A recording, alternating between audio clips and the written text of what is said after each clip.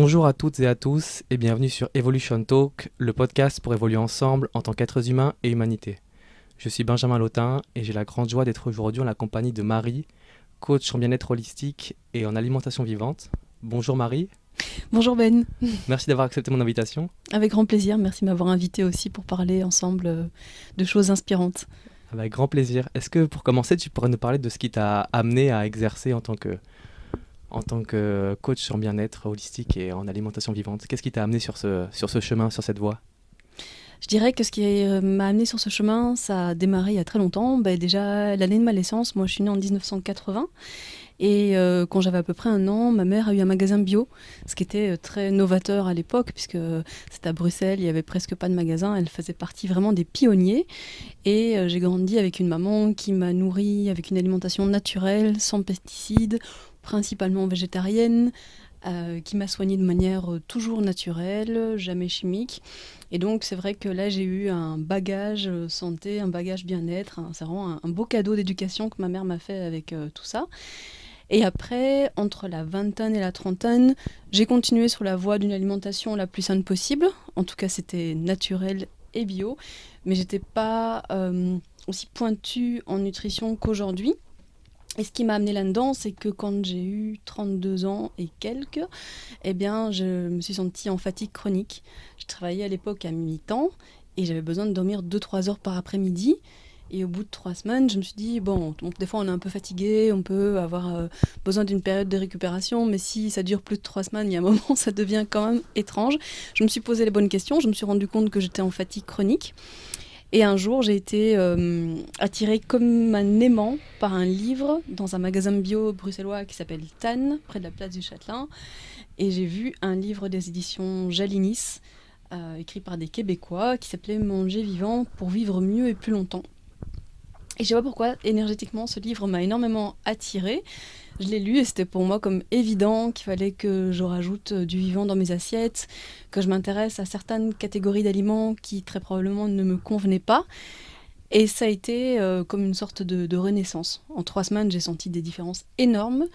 Tout simplement, par exemple, en arrêtant le gluten, en essayant de stopper les produits laitiers, en incorporant beaucoup plus de fruits et en incorporant beaucoup plus de crus.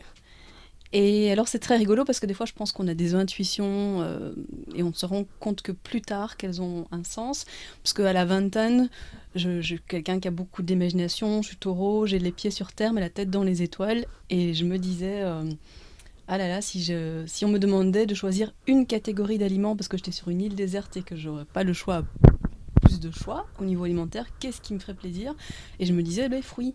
J'avais aucune idée qu'on pouvait se nourrir que de fruits, par exemple. C'est pas mon cas aujourd'hui, je suis pas fruitarienne ou quoi, mais je sais qu'on peut se nourrir que de fruits. Il y a des gens qui le font de par le monde. Mais à l'époque, je le savais pas. Et j'avais déjà cette attirance. Et c'est finalement qu'une petite dizaine d'années plus tard que j'ai découvert ça. Et qu'après, ça m'a tellement changé, ça m'a guéri de ma fatigue chronique. Je me suis rendu compte qu'il y avait plein de petits bobos considérés comme normaux par la majorité des gens. Des règles douloureuses, un rhume, des migraines, des boutons, de l'acné, des choses comme ça, qui ont disparu en fait. En changeant mon alimentation, ça a été un tel waouh que je me suis passionnée pour me former en autodidacte, faire des formations privées, expérimenter, lire, rechercher. Et quelques années après, j'ai commencé à en faire ma profession, passion. Pendant quelques années, ça a été pour une entreprise qui m'a employée en ce but. Et voilà, aujourd'hui, ça prend d'une toute autre tournure. Et aujourd'hui, alors du coup, qu'est-ce qui, dans ton activité, il y a une évolution avec le temps, avec toutes tes formations, tu as eu une évolution de toutes ces différentes prises de conscience qui t'ont mené à aujourd'hui proposer un autre type de service? Oui, ce que je pense important de préciser avant de parler de ça, c'est que quand j'ai découvert l'alimentation vivante, et donc principalement crue, je me disais qu'il fallait peut-être probablement manger 100% cru pour être dans cette dynamique, pour avoir les résultats. Et je me faisais un peu une pression de manger 100% cru, en tout cas au début, la première ou la deuxième année. Et j'ai fini au fur et à mesure du temps et de l'expérimentation et du ressenti à savoir suffisamment bien écouter mon corps pour me rendre compte que, en tout cas, là où je vis aujourd'hui, avec le climat sous lequel je vis, moi, j'ai pas envie de manger 100% cru, mais majoritairement cru. Donc, ça va être 80-90%, parfois plus, parfois un petit peu moins, en écoutant le corps, en fait. Le corps, il a beaucoup de choses à nous dire quand on est dans un cadre sain, brut, non transformé, vivant, varié, végétal. Comme dit Tal Schaller, le médecin suisse, la règle des 3 V, varié, vivant, végétal. Et de par mon expérience professionnelle passée, je me suis rendu compte que pour moi, il y avait beaucoup besoin d'individualisation. Parce qu'il y a un cadre qui est bon pour tout le monde, parce qu'on est tous des êtres humains avec un système digestif similaire, etc., qui descend des grands singes et tout. Mais après, on n'a pas tous le même passé, on n'a pas tous la même famille, la même génétique, même si bien sûr on peut changer la génétique par notre hygiène de vie. On n'a pas tous eu la même alimentation, les mêmes soins de santé, le même stress, tout au long de notre vie. Et donc, quand on effectue un changement, on ne peut pas tous se permettre de le faire au même rythme ou de la même manière. Et donc, moi, j'ai vraiment à cœur aujourd'hui de pouvoir individualiser les conseils et de pouvoir suffisamment prendre d'indices et suffisamment faire un état des lieux personnel pour pouvoir ensuite, en fonction de mes connaissances et de mon ressenti, dire « Ah ben voilà, là, ça te conviendra bien à tel rythme » et ensuite aussi pouvoir faire un petit suivi, être là pour la personne en direct one-to-one. Et pour les personnes qui connaissent peut-être pas l'alimentation vivante, est-ce que tu pourrais nous en parler un peu plus en profondeur de à quoi ça correspond et à quoi ça ressemble? Dans l'alimentation vivante, il y a le mot vivant parce qu'on est des gens, on est vivant et finalement, on se rend compte que si on prend une graine germée, on la met en terre, il va se passer quelque chose, il va y avoir de la vie qui pousse. Si on prend une graine qui aura été cuite et bouillie à l'eau, il n'y aura plus rien qui va pousser. Donc, je pense que manger majoritairement vivant, c'est déjà manger beaucoup de choses crues et qui n'ont pas été dénaturées par la cuisson au-delà de 42 degrés. Et donc ça permet une préservation nutritionnelle et gustative assez exceptionnelle. Et ça nourrit vraiment notre corps avec des vrais nutriments qui vont venir apporter de la satiété. Parce que des fois, il y a des gens qui disent « Ah ben moi, j'ai tout le temps faim, j'arrive pas à arriver à satiété. » Eh bien, c'est parce que les aliments sont pas vivants, ont été chauffés beaucoup trop longtemps et ne contiennent plus le potentiel nutritionnel dont le corps a besoin. Donc le corps va dire « Ah ben donne-moi encore des calories, encore de la quantité » parce qu'il n'a pas les vitamines, les minéraux, les micronutriments et les macronutriments dont il a besoin. Et du coup, manger vivant, c'est manger beaucoup de cru. De toute façon, le vivant, c'est cru. Et on peut quand même soit manger les choses assez simples ou cuisiner un peu. Il y a 2 types de cuisine. Donc de cuisine crue. Il y a des cuisines crues qui vont être très simples et très faciles à digérer. Et puis il y en a d'autres qui sont un peu plus gastronomiques, un peu plus festives, un peu plus occasionnelles, je trouve. En tout cas, il ne faut pas manger de la cuisine crue trop complexe tous les jours parce que c'est pas digeste. Mais c'est festif et c'est très agréable et ça permet de créer des saveurs, des textures. Et on peut utiliser des techniques comme la déshydratation pour créer beaucoup de choses. Et donc on peut aller jusqu'à 42 degrés. C'est la température où on est sûr de bien préserver les nutriments. Il y a d'ailleurs un restaurant à Paris qui s'appelle 42 degrés, qui en a fait son nom parce qu'il propose de la gastronomie végétale et crue. Et c'est vrai que c'est à partir de cette température-là où finalement on perd énormément en nutriments et que du coup, quelque part, ils sont un peu gaspillés puisqu'ils soit ils deviennent plus assimilables ou ils sont détruits par la cuisson. Et c'est vrai que justement, revenir à cette première qualité nutritionnelle dans la nourriture, ça peut être vraiment intéressant pour revenir à la santé. Et donc toi, dans ce chemin, tu parlais de ce moment où tu as eu ce temps de fatigue chronique qui s'est installé. Avec les changements que tu as mis en place, il y avait peut-être d'autres changements que ceux d'alimentation aussi, ou il n'y avait que celui-ci? Au début, ce n'a été que l'alimentation, mais une fois qu'on met un pas là-dedans, on se rend compte d'autres choses. Enfin, on est beaucoup plus clair avec nous-mêmes sur ce qui nous convient encore ou ce qui nous convient plus, parce qu'on donne à notre corps un cadre beaucoup plus naturel. Et donc, on remarque d'autant plus si le cadre de vie ne nous convient pas, si on a trop de stress, si la ville nous convient encore, où il y a beaucoup de choses où on se rend compte tout d'un coup, ah oui, je vis peut-être depuis 20 ans en ville, mais est-ce que ça me convient encore? Je vis dans une ville où il y a peu de soleil, est-ce que ça me convient encore? Donc finalement, ça amène d'autres choix de vie. Et moi, personnellement, j'ai quitté une grande ville du Nord, Bruxelles, il y a 7 ans déjà. Donc ça a amené beaucoup de changements finalement aussi Mm. dans la vie en parallèle. Et donc c'est plein de choses en fait. Souvent, quand on change d'hygiène de vie ou on change de mode de vie, on commence par quelque chose et puis souvent il y a d'autres changements qui se mettent en place lorsqu'on commence à se prioriser dans sa santé. C'est peut-être une des choses aussi qui s'est mis en place dans ton parcours, ce choix de d'abord soit peut-être l'activité professionnelle ou se faire passer en priorité d'abord. C'est un élément de ton chemin aussi. Oui, et on se rend compte aussi qu'il n'y a pas que l'alimentation, mais qu'il y a vraiment l'hygiène de vie globale. Quelqu'un qui mangerait parfaitement, entre guillemets, bio, majoritairement végétal, cru, si cette personne dort pas suffisamment et puis est tout le temps stressée, il y aura quand même encore d'autres problèmes qui vont rester parce qu'il n'y a pas que l'alimentation qui joue, mais il y a aussi l'hygiène de vie globale. Et donc, il y a d'autres axes hyper importants comme le sommeil, la gestion du stress, l'activité physique, le développement personnel aussi, pour chercher des voies de vie beaucoup plus épanouissantes. Hmm.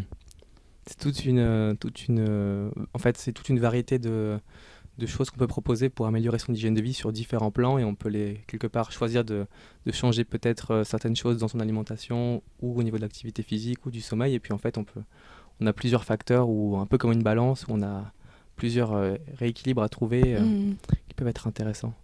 Oui, moi je sais que si je dors pas suffisamment, si je fais plus de sport pendant 10 jours, et si je remange un peu moins vivant, tout de suite tu sens la différence en fait. Il y a ton corps qui te rappelle à l'ordre, t'as pas besoin d'y mettre trop de mental, tout de suite tu te sens mais tellement différent, beaucoup moins d'élan, beaucoup moins de joie, beaucoup moins de vitalité, que tout de suite... C'est bien par contre d'expérimenter et de sortir un peu du chemin qu'on l'on s'est tracé, comme ça on sait pourquoi on le fait, ça nous fait des piqûres de rappel. Et il n'y a pas d'erreur, il n'y a pas de mauvais choix. Finalement, c'est juste des expérimentations qui permettent... Moi, je dis toujours à quelqu'un qui fait un écart, c'est pas grave en fait. Ça permet de ressentir qu'est-ce qu'apporte cet écart au corps et comment tu te sens en fait quand tu manges telle catégorie d'aliments. Et c'est cette expérimentation qui permet après de faire les bons choix pour nous. C'est vrai que souvent, pour être dans ce milieu-là comme toi, des personnes font un écart, il y a souvent une grosse culpabilité qui est présente et qui, quelque part, va en plus être encore plus néfaste pour la santé de la personne et pour son organisme, en fait.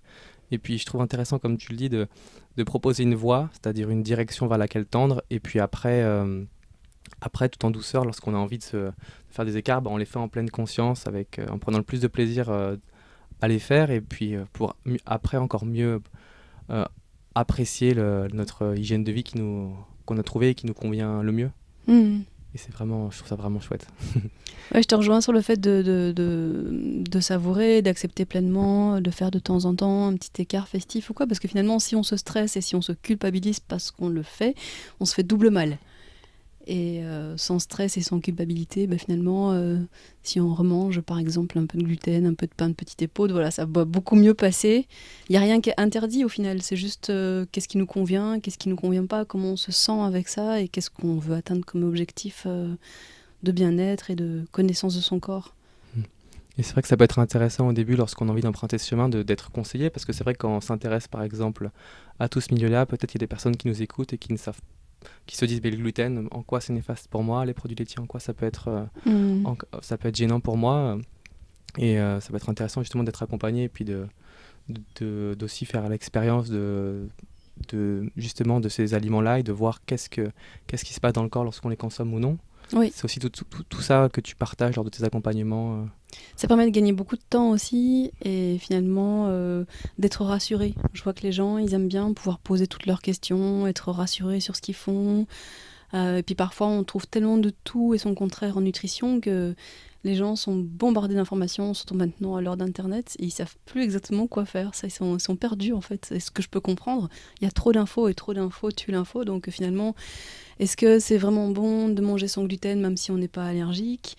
Qu'est-ce que c'est l'intolérance ? Quels peuvent être les symptômes de l'intolérance ? Et les symptômes d'une intolérance au gluten, ça peut être très varié. Il y a des gens, ça va se manifester avec des problèmes de peau. Il y en a d'autres qui vont être fatigués. Il y en a d'autres qui vont être constipés. Il y en a d'autres, ils vont avoir envie de dormir pendant 3 heures après avoir ingéré du gluten. Il y en a d'autres qui vont avoir des règles douloureuses, puis ils se rendent compte que en arrêtant le gluten, les règles, on les sent à peine passer parce que le corps retrouve son fonctionnement normal et originel en donnant une bonne alimentation, une bonne hygiène de vie, mais en le faisant bien, quoi. Et pour les produits laitiers, vu qu'on l'a mentionné, est-ce que tu peux nous en parler un petit peu aussi? Oui, moi j'ai adoré le fromage. C'est toujours intéressant aussi de se demander quelle catégorie d'aliments on a le plus de mal à se passer, parce que ça nous informe beaucoup sur le type de toxines que notre corps a principalement et qu'on doit pouvoir éliminer en s'aidant de certaines cures de détox.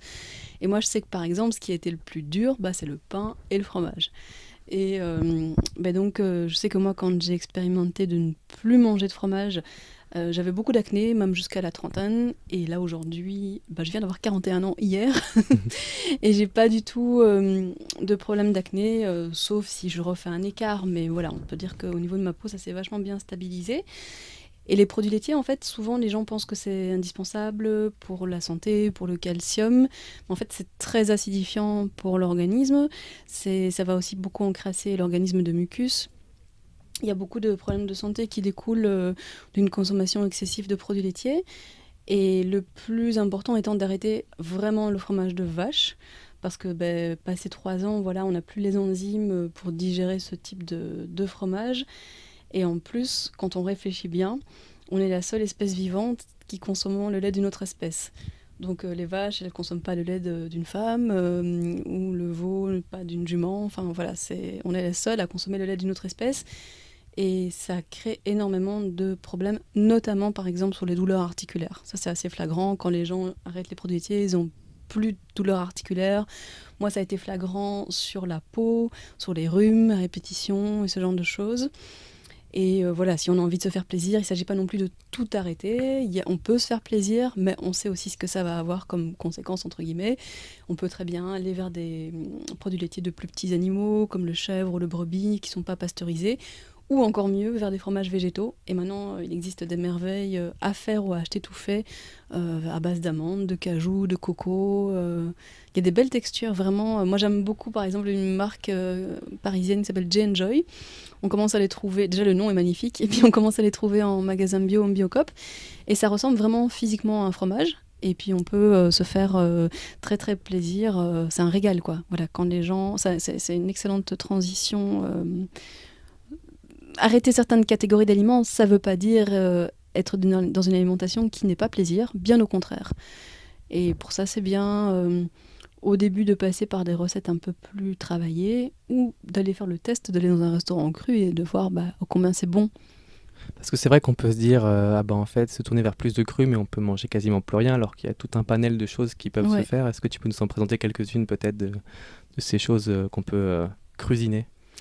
Alors, ce qui va être le plus impressionnant et similaire à la cuisine classique, ça va être de faire des lasagnes de courgettes, des spaghettis de légumes. Ça, c'est fantastique. Il existe une petite machine qui s'appelle un spiralizer.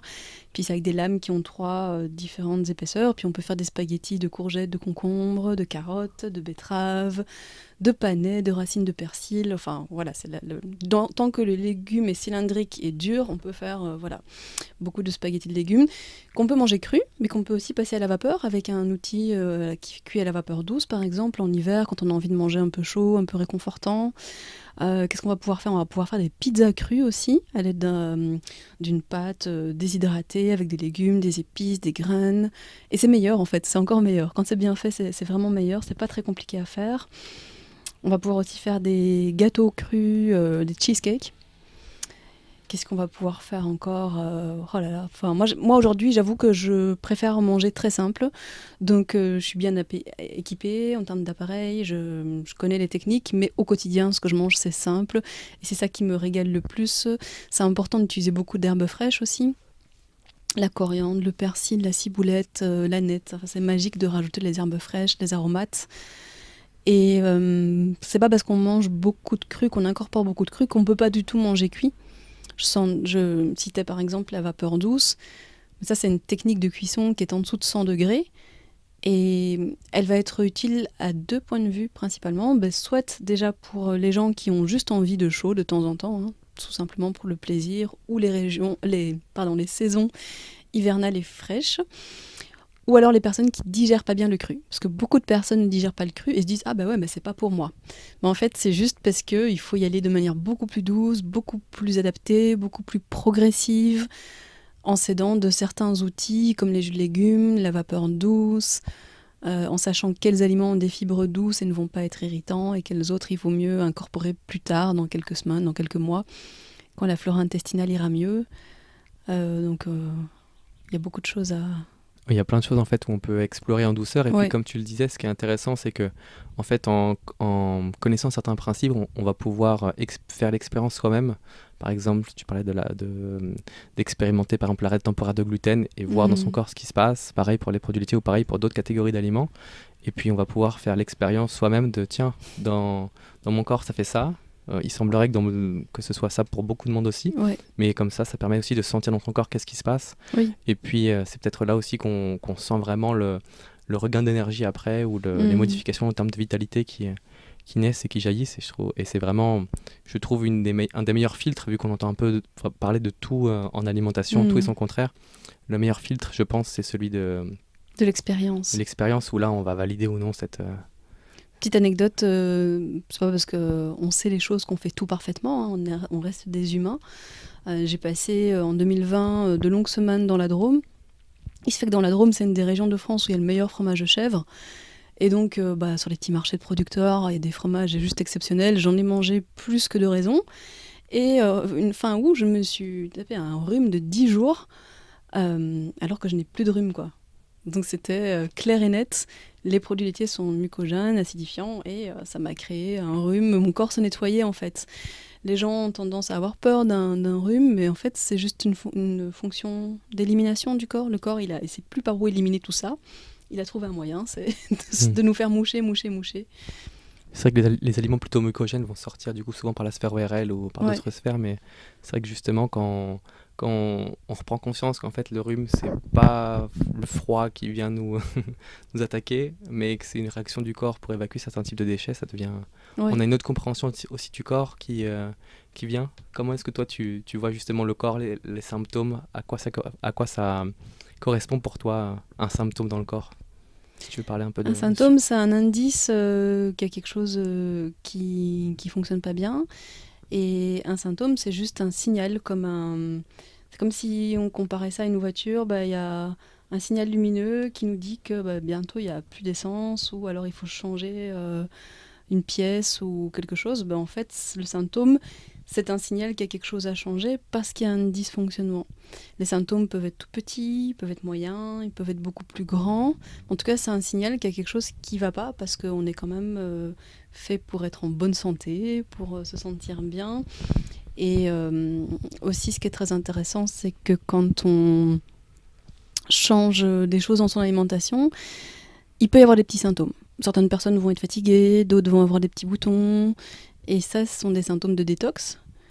Et quand il y a des symptômes de détox, si ça reste confortable, ça va, on peut les gérer. Voilà, c'est pas grave d'avoir une fois un mal de tête. Je sais que toi, tu accompagnes des jeunes d'une semaine. En général, voilà, on peut avoir mal de tête au début, c'est la détox. Mais si ça devient inconfortable, ça veut dire qu'il faut ralentir le rythme à laquelle on a changé d'alimentation parce que ça détoxe trop vite.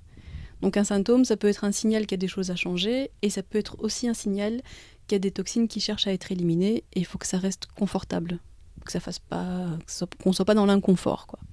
C'est vraiment justement appréhender les réactions de son corps et de les voir d'une autre manière et en douceur trouver des options pour pas forcément les gérer comme on les gérait habituellement ou souvent on va chercher à couper les symptômes d'une manière ou d'une autre et d'être plus dans l'accueil du symptôme. C'est aussi vraiment ce qu'on, en semaine de séjour de jeûne ou séjour cure de jus, c'est vraiment ce qui ressort aussi, d'appréhender le symptôme d'une autre manière et d'une façon un peu différente où on est moins victime du symptôme mais on observe une réaction de son corps pour aller vers un mieux-être derrière. Mais c'est vrai que souvent on nous a souvent appris à faire disparaître le symptôme au plus vite sans chercher la cause profonde de ce symptôme qui souvent vient de quelque chose de notre hygiène de vie qui ne nous convient pas. Mais... Oui, si on a mal de tête, on peut regarder du côté du foie, par exemple, qui a du mal à gérer toutes les toxines, qui est un peu engorgé. Voilà, il y a plein d'indices et de signaux à venir observer de plus près pour savoir qu'est-ce qui se passe. Si c'est le foie, on va venir travailler pour désengorger le foie, pour donner des plantes qui vont soutenir le foie dans ses fonctions d'élimination. Et c'est très intéressant aussi de se rendre compte qu'on a des organes qui permettent d'éliminer les toxines, mais en fonction d'une personne à l'autre, ces organes vont être très efficaces ou justement ne pas fonctionner de manière optimale. Ces organes, on les appelle des émonctoires, donc c'est des portes de sortie des toxines. Il va y avoir 4 principaux, c'est les intestins, par ordre d'importance les intestins, les reins, les poumons et la peau. Bon, chez les femmes, il y a aussi les menstruations, le cycle féminin, qui est un moment d'élimination. Donc toutes les femmes qui ont des règles douloureuses, par exemple, c'est qu'il y a beaucoup à éliminer et le corps essaye de faire le ménage comme il peut. Et pour revenir à ces émonctoires, il y a des personnes qui, par exemple, puisque c'est les intestins qui permettent le mieux de faire un gros nettoyage, c'est le transit. Et bon nombre de personnes sont constipées et constipées chroniques. Ils ne vont même pas, ce qui est le strict minimum, une fois par jour. Si le corps n'arrive pas à éliminer ses propres déchets via son organe émonctoriel le plus important, il ne peut pas bien fonctionner. Et ça, on s'en rend compte aussi quand on fait par exemple des techniques de nettoyage du côlon, d'hydrothérapie du côlon. On se dit waouh, mais comment est-ce que je me sens après avoir nettoyé mon côlon, c'est incroyable, le regain d'énergie, on voit les yeux qui pétillent, on est plus joyeux, ça fonctionne mieux au niveau du mental, de l'émotionnel, on est plus en forme le matin, on gère mieux ses envies alimentaires, enfin tout fonctionne mieux quoi.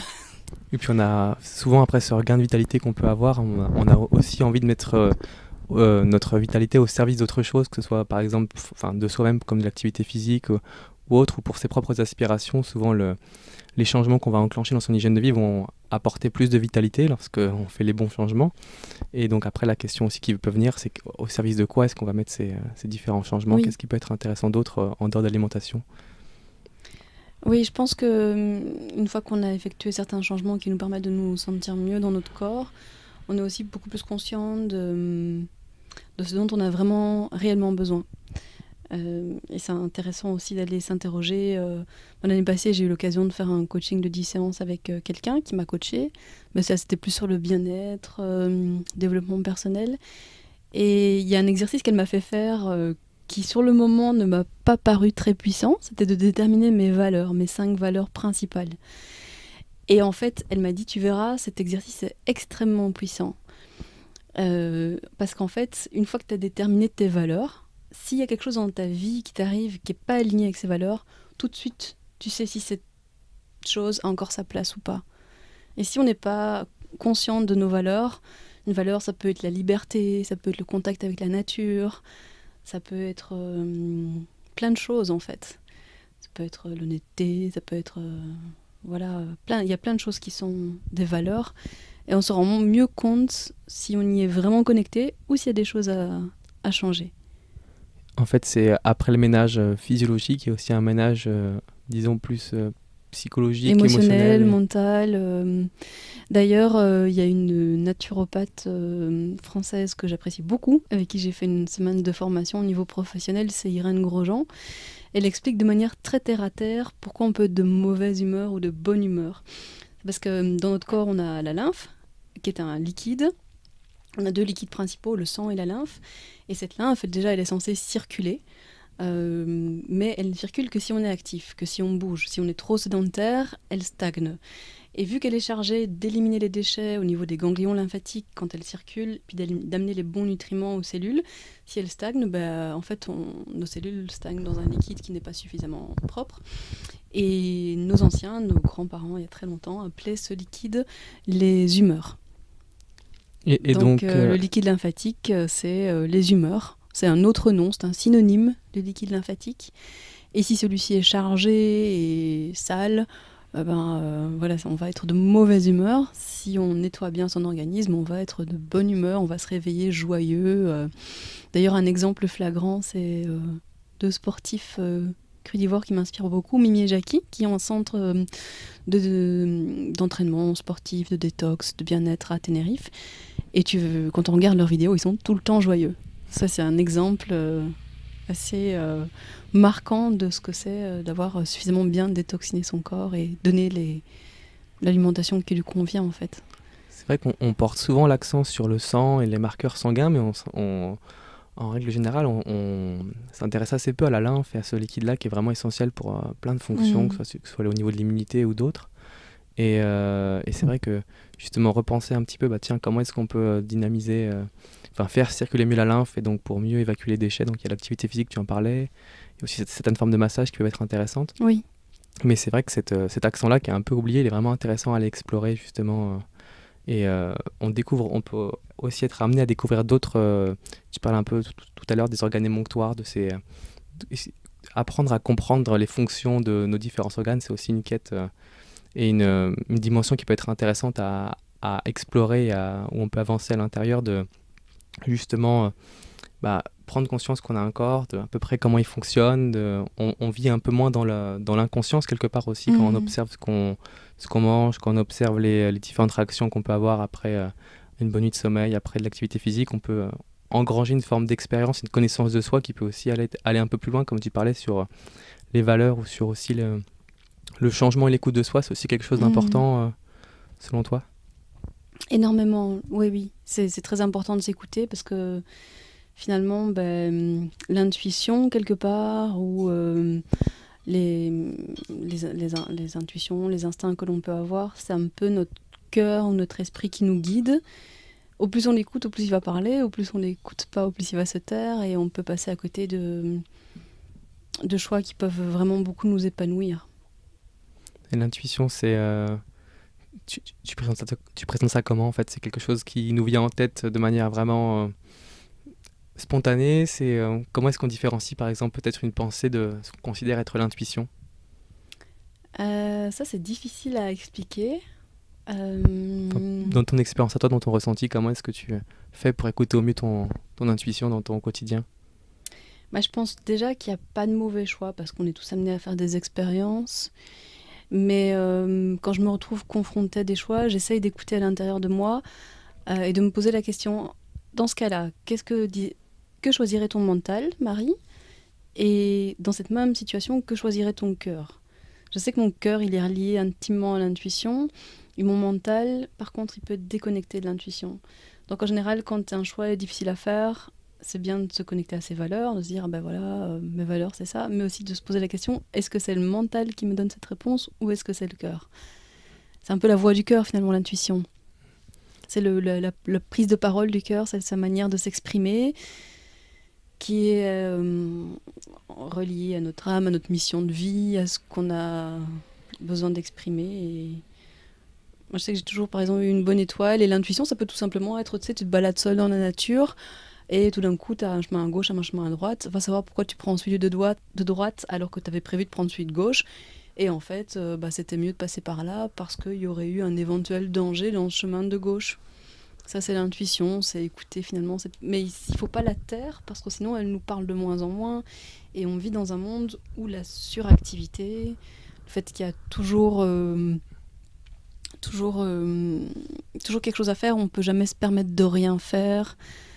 Je pense que de vivre dans du bruit, de la pollution, de la proximité, c'est pas évident de retrouver son intuition dans ce cadre-là. Aujourd'hui, je suis passée en ville pour qu'on se rejoigne et je me disais, j'ai vécu tellement longtemps en ville, mais aujourd'hui, je pense pas que je serais... Alors, quand je dis capable, bien sûr, je serais capable de vivre en ville s'il le fallait, mais je n'ai plus du tout envie de vivre en pleine ville, par exemple. C'est vraiment un retour à l'écoute de soi-même, finalement, peut-être une observation plus...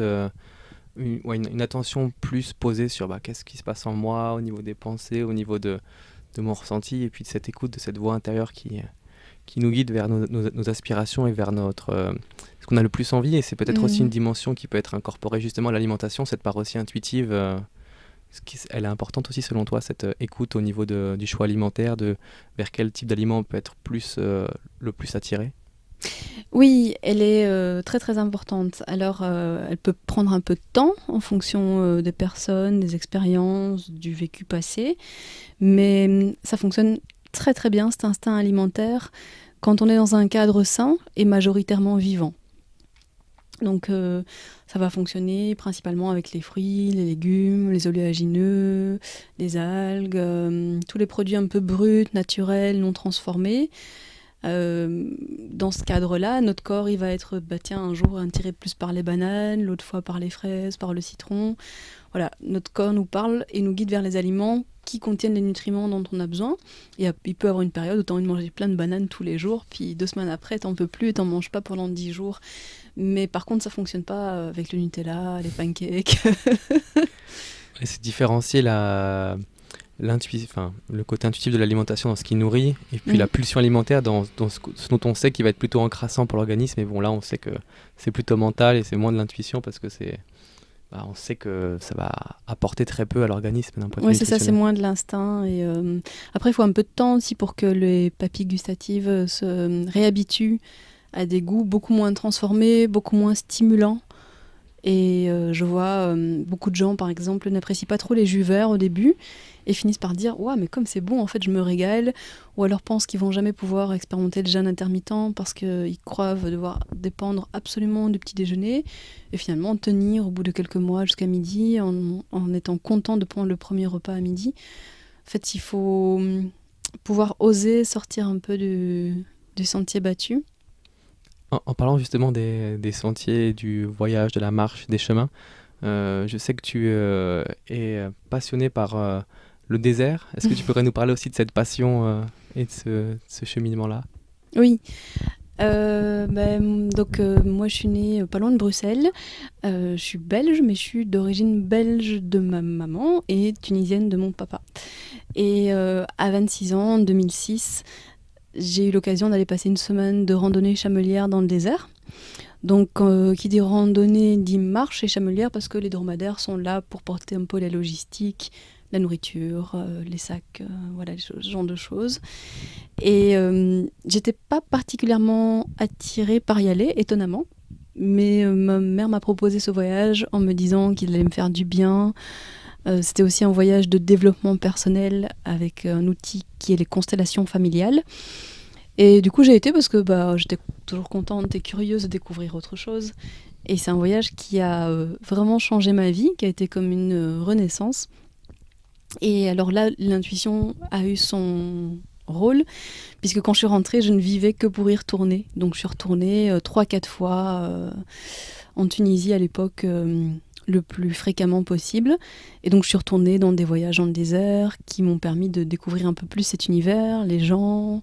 Je vivais que pour ça. Et je pense qu'à l'époque, ma mère, par exemple, aurait préféré que je sois plus curieuse de mon avenir professionnel ou de certaines formations que j'avais pu entreprendre. Mais elle m'a laissé faire, mais elle comprenait pas pourquoi je voulais tellement y retourner aussi souvent. Elle me dit, mais t'as déjà été une fois, c'est bon, maintenant, allez, c'est ici, à Bruxelles, que tu dois construire ta vie, c'est pas là-bas. Et moi, je me suis écoutée et finalement, j'ai fini par devenir accompagnatrice pour une association française qui organisait des randonnées chamelières, soit nature, donc avec des adultes, ou encore avec des parents qui venaient avec leurs enfants à partir de 6 ans. Et il y avait aussi des voyages de développement personnel, mais ça, c'était d'autres accompagnateurs qui s'en chargeaient. Moi, j'étais dans les voyages nature, et j'ai dû aller une vingtaine de fois, tout confondu, ouais, peut-être 25 fois entre la Tunisie, un petit peu en Mauritanie, Jordanie, Maroc. Et c'est vrai que le désert m'a fascinée, parce qu'il n'y a rien, mais t'as tout. Tu dors par terre, sur un matelas, sous les étoiles. Il fait très chaud la journée, très froid la nuit. C'est des conditions qui sont pas forcément évidentes. Au début, tu te dis « Ah ouais, je vais pas me doucher pendant une semaine. Comment ça va se passer, moi qui aime ma douche et mon confort au quotidien ?» Et en fait, tu te rends compte que là-bas, loin de toute civilisation, tu te reconnectes vraiment tout de suite à toi-même. Ça se fait tout seul. Et tu es entouré, en général, de populations, de chameliers qui sont tellement gentils. Tu retrouves des vraies valeurs humaines, de fraternité, de chaleur humaine, qui font du bien. Et c'est justement après, quand on retourne à la civilisation, qu'on dit « Waouh, qu'est-ce que je fais là ?» Je me rappelle, à un retour d'un des voyages, de me balader dans un quartier très commerçant de Bruxelles. Je crois que c'était le lendemain de l'atterrissage. Et je me disais, mais pourquoi il y a tous ces magasins ? Rien n'avait plus de sens, en fait. Pourquoi il y a tout ça qui est transformé ? Pourquoi la société est aussi stressante ? Et ça reconnecte à l'essentiel. Et ouais, c'est très fort, ce genre de voyage. On dirait une forme de jeûne, mais de la civilisation quelque part, un petit peu. Oui. Et tu es tellement... Enfin, moi, j'étais tellement heureuse, ça faisait quasiment ça à tout le monde, que tu n'as pas envie de quitter en fait. Au début, tu y vas, tu te dis bon, bah, au bout de 7 jours, je serais contente de retourner dans une chambre d'hôtel bien confortable. Et en fait, non, t'as pas forcément envie de le quitter. T'es trop heureux là-bas, t'as envie de rester au contact de la nature, à être avec des gens dans la bienveillance et à prendre justement un temps off hors des grandes villes et hors de la civilisation. Il y a aussi beaucoup de marches, donc j'imagine c'est Oui, des kilomètres et des kilomètres chaque jour. selon les voyages, ça allait encore, hein, c'est entre 3 et 6 heures par jour. En termes de kilomètres, c'est pas aussi énorme que ce que tu peux faire comme randonnée en montagne, par exemple. Parce que comme il y a du sable, tu t'enfonces dedans, il y a des dunes, ça monte, ça descend. En termes de kilomètres, c'est pas énorme, mais on va marcher entre 3 et 6 heures.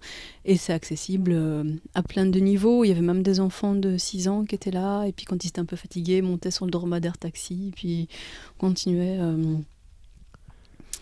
Et c'est accessible. Oui, il y avait toutes sortes de niveaux, mais c'est vraiment accessible. Puis on marche le matin quand il fait pas trop chaud. On essaie de se reposer à midi, de faire une sieste, d'avoir un rythme qui soit suffisamment relaxant. Et mon rôle, finalement, en accompagnant les voyages là-bas, c'était de faire le pont entre l'équipe locale et le groupe de voyageurs.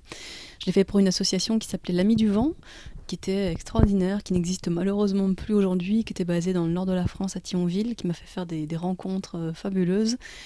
Et donc je faisais le pont entre l'équipe locale et les gens, et j'étais surtout là pour leur expliquer comment vivre une semaine dans le désert en toute sécurité, comment faire avec l'eau, avec les scorpions, avec ceci, avec cela, parce que c'est sûr c'est dans un univers sauvage, donc il ne s'agit pas non plus de faire n'importe quoi, d'aller se balader pieds nus par exemple, même si on voit les chamélis le faire, eux ils ont pu être piqués plusieurs fois, ils sont comme immunisés, nous on n'aurait pas les mêmes réactions si on se faisait piquer par un scorpion, donc déjà je leur explique qu'on peut être relax, on y va aux saisons où normalement ils hibernent. Alors c'est pas impossible d'en avoir, mais a priori tu n'en as pas.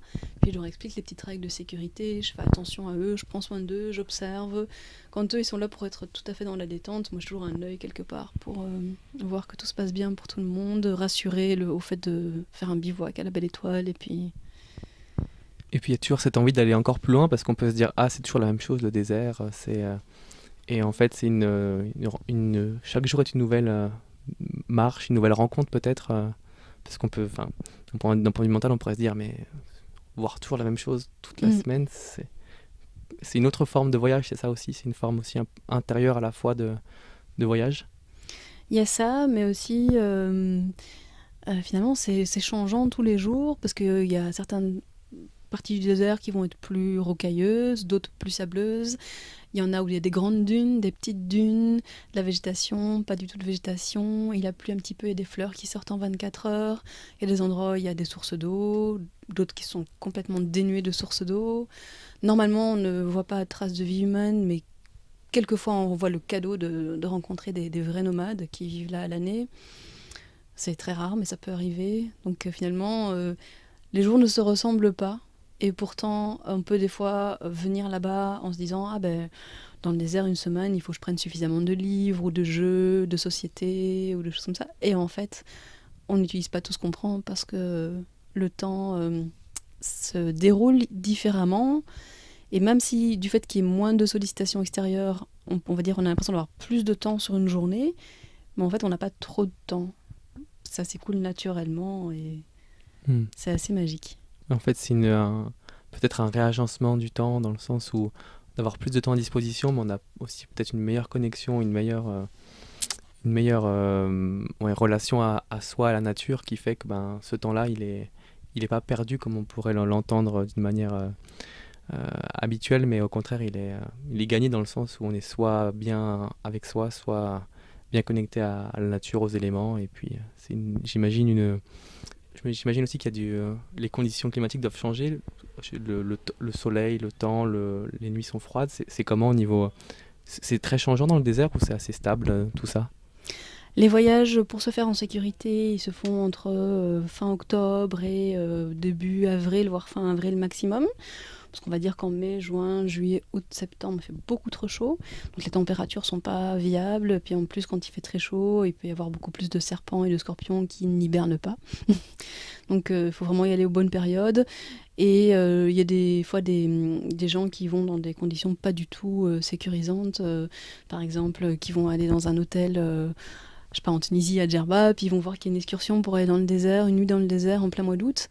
En fait, ça, c'est la catastrophe parce que les animaux dangereux n'hibernent pas à cette période. Donc il y a des choses qui sont proposées qui sont dangereuses. Donc il faut vraiment le faire dans des conditions qui soient rassurantes. Et même si on aime l'aventure, c'est pas le genre de voyage où on part sac à dos avec 2 gourdes et on se débrouille. Il vaut mieux faire appel à des gens qui sont nés dans cette région et qui, même s'il y avait une tempête de sable, peuvent nous guider si on ne voit pas à 1 mètre en fait. Ils connaissent le désert comme leur poche et ils peuvent te guider dans des conditions inouïes en regardant la forme des dunes, l'orientation du soleil. C'est assez impressionnant. Et donc c'est important de se faire accompagner des bonnes personnes. Et ah oui, tu m'as posé une autre question, mais Je crois que je parlais des éléments, mais tu as répondu à cette oui. question. Oui, tu me demandais sur les températures. Donc selon les pays, évidemment, c'est différent. Mais par exemple, sur un pays comme la Tunisie ou le Maroc, globalement, il va faire encore assez chaud en octobre et en avril. Mais les autres mois, ça va peut-être être 20 degrés la journée. Donc s'il n'y a pas de vent, c'est très agréable en hiver. S'il y a un peu plus de vent, c'est un peu plus frais, mais c'est très agréable la journée. Puis dès que le soleil se couche, il commence à faire frais. Donc de l'après-midi, c'est le moment pour aller commencer à se mettre en tenue relax de soirée, mettre des couches un peu chaudes, un peu comme un oignon, on rajoute des couches et des couches. Et il peut aller jusqu'à 0 degré la nuit, voire un tout petit peu en dessous. En général, moi je conseille de mettre le sac de voyage à la tête pour se protéger la tête du vent, du sable, etc. Et j'ai pu avoir un peu de givre sur le sac de voyage le matin au réveil. Mais si tu es bien préparé, que tu mets suffisamment de couches de vêtements fins et chauds et que tu as un bon sac de couchage, voilà, il y a des couvertures en plus sur place, voilà, c'est tout à fait viable. Le souvenir le plus dur, entre guillemets, c'est peut-être le matin quand il faut faire son sac et que les doigts n'ont pas encore eu l'occasion de se réchauffer. T'as un peu mal aux doigts, mais à part ça, franchement... Et puis le soir, t'es autour du feu avec des chameliers, tu manges chaud, souvent, après une bonne salade, tu chantes, tu danses, tu joues, tu rigoles, t'as pas l'impression d'avoir froid, en fait, tu le sens pas. Ouais, donc c'est vraiment quelque chose qui est très divers et chaque, comme on peut l'imaginer, c'est pas routinier en fait. Oui. C'est Il peut y vraiment avoir des tempêtes de sable, il peut y avoir de la pluie, c'est extrêmement rare. Mais t'as l'impression que tu dis oh là on va se faire tremper en quelque sorte, et puis après en fait c'est quelques gouttes, ça a duré 5 minutes, ça fait un joli dessin sur le sable et c'est déjà fini. C'est vrai que c'est une région très sèche et aux abords du désert, je sais que toi tu plantes énormément d'arbres, et bien j'étais très surprise de rencontrer des agriculteurs qui plantaient certains légumes et que ça pousse en fait dans des régions aussi arides. Alors certes ils avaient besoin de moteurs et de pompes à eau et ce genre de choses et de faire des canalisations pour faire circuler l'eau, mais même là, ils arrivent à faire pousser des choses. c'est dingue ça. Des légumes racines, par exemple, du persil. D'accord. Ah ouais, j'aurais jamais cru que tu vois qu'on Moi non pouvait plus. cultiver. C'est dingue ça. C'est dingue. Et donc avec toutes ces choses qui te tiennent à cœur, aujourd'hui, qu'est-ce qui te tient le plus à cœur, on va dire, sur toutes les choses que tu connais, que tu as expérimentées? C'est quoi qui aujourd'hui te fait le plus vibrer dans toutes les les Je différentes ressens facettes? beaucoup de vibrations avec une alimentation saine, une hygiène de vie qui fait du bien pour vraiment nourrir la belle vitalité dont notre corps est capable. Je suis assez fanat de la course à pied, j'adore ça. J'adore les voyages, même si en ce moment, voilà, comme beaucoup de monde, je les ai mis entre parenthèses, le temps que ça puisse se refaire dans des bonnes conditions. Et je vibre assez bien avec tout ce qui est van life. Donc je n'ai pas de van personnellement à moi, mais j'aimerais beaucoup avoir un van qui me permette d'avoir un chez moi fixe et puis de partir à l'aventure. Et aussi j'ai besoin de nature et de soleil. Ça c'est vraiment quelque chose qui compte beaucoup pour moi.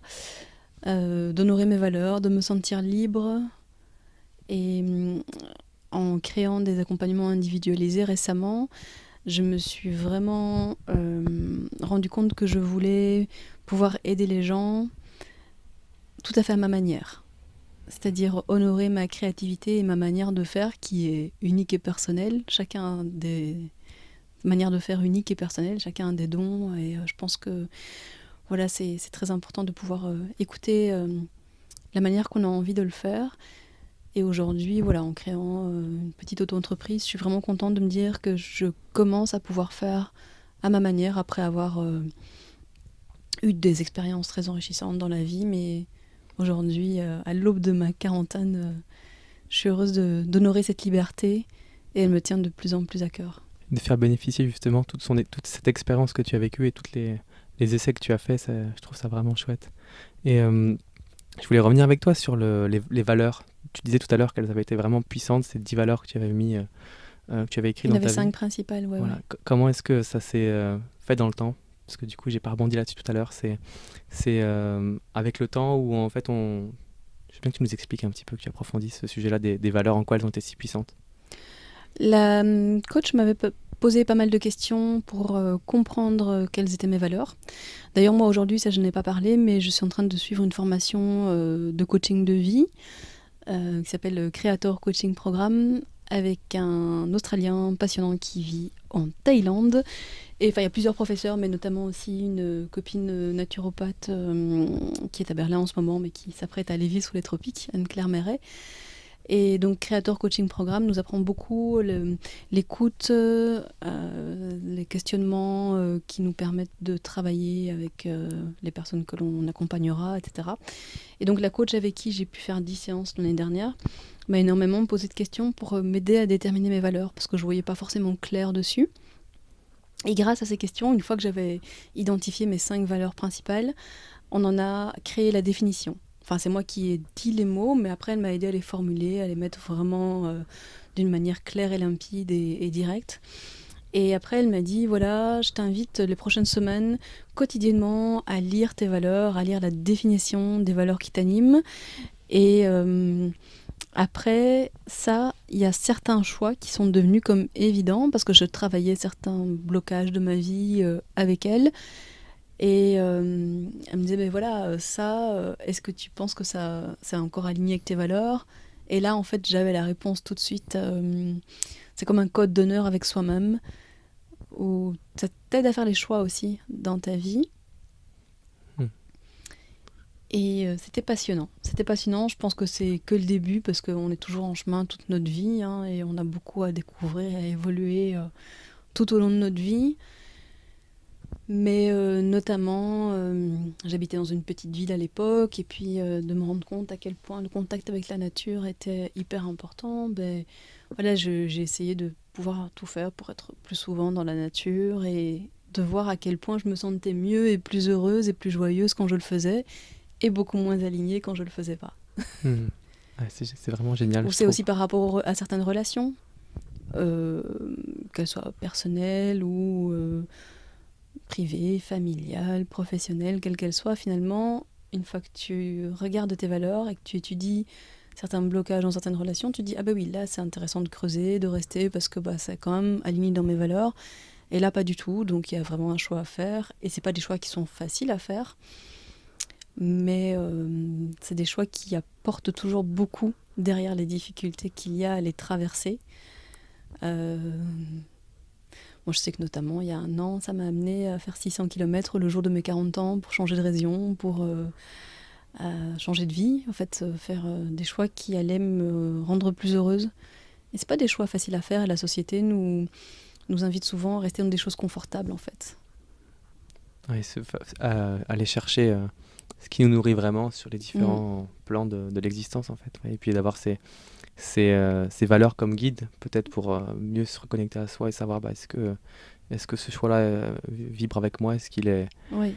est-ce qu'il est adapté, est-ce qu'il correspond à mes valeurs et ma vie et moi, en fait. Et je trouve ça vraiment intéressant justement de reconnaître un petit peu ces choses-là qu'on a en soi et qu'on cherche à l'extérieur, mais qu'on ferait peut-être mieux de s'apporter d'abord avant de les chercher à l'extérieur. Et si par exemple une de nos valeurs c'est la bienveillance, et qu'on estime qu'il y a une relation, un cas de figure dans notre vie où on se dit tiens, là, la bienveillance, elle était bof à mon égard. On peut se poser la question, est-ce que je suis bienveillant à mon égard? Parce que finalement, on est toujours la première personne à devoir nous apporter ce que l'on recherche à l'extérieur. Si on veut vivre une belle histoire d'amour, il s'agit déjà de s'aimer soi-même.